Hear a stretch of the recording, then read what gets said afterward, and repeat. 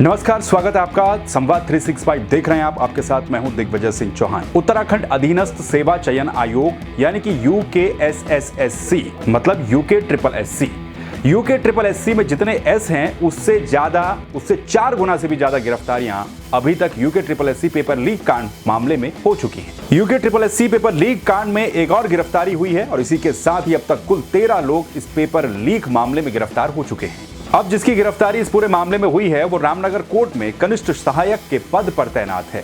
गिरफ्तार किए गए व्यक्ति का नाम हिमांशु कांडपाल है। हिमांशु कांडपाल पर यह आरोप है कि उसने अन्य आरोपियों से ये प्रश्न पत्र खरीदा और उसको सॉल्व करके दूसरे अभ्यर्थियों को बेच दिया।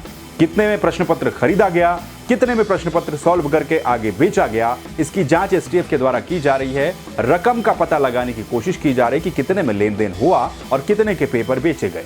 इससे पहले UKSSC पेपर लीक मामले में STF की टीम ने सोमवार को नैनीताल CJM कोर्ट में कनिष्ठ सहायक के पद पर तैनात आरोपी महेंद्र चौहान को गिरफ्तार किया था। जब उससे पूछताछ की गई तो उसने कई और नाम सामने रखे। जैसा कि हमने कल भी आपको बताया था उस रिपोर्ट में कि इसमें आगे भी संभावना ये है कि और भी ताबड़तोड़ गिरफ्तारियां इस मामले में हो सकती हैं। तो जो नाम महेंद्र चौहान ने बताए उसके हिसाब से ही आगे की कार्रवाई चली और अब इस पूरे मामले में हिमांशु कांडपाल नाम के एक और आरोपी की गिरफ्तारी हुई है।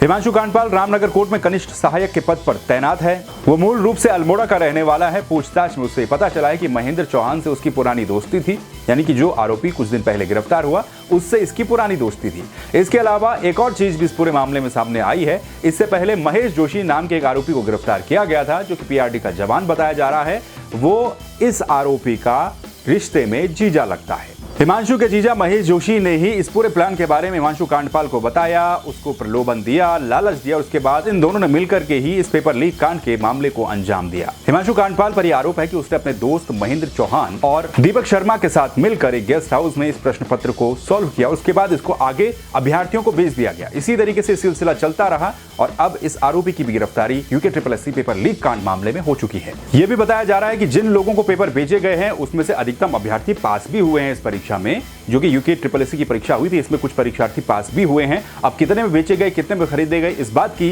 पूरी जांच STF के द्वारा की जा रही है और ये भी बातें सामने आ रही हैं कि STF के रडार पे और भी कई सारे लोग हैं जिनका नाम धीरे धीरे इस पूरे मामले में सामने आ सकता है और भी खुलासे हो सकते हैं और भी गिरफ्तारियां हो सकती हैं।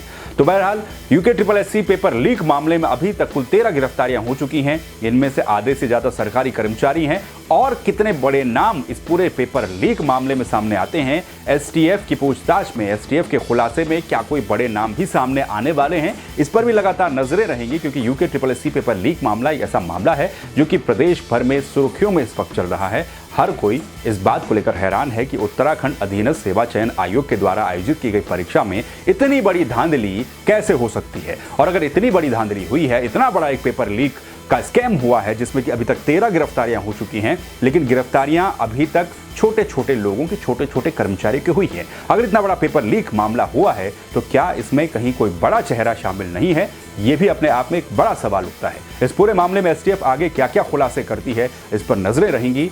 ये वीडियो आपको कैसा लगा, आपकी क्या प्रतिक्रिया, कमेंट करके आप बता सकते हैं। खबरों को देखने के लिए संवाद 365 को आप सब्सक्राइब कर दीजिए। नमस्कार।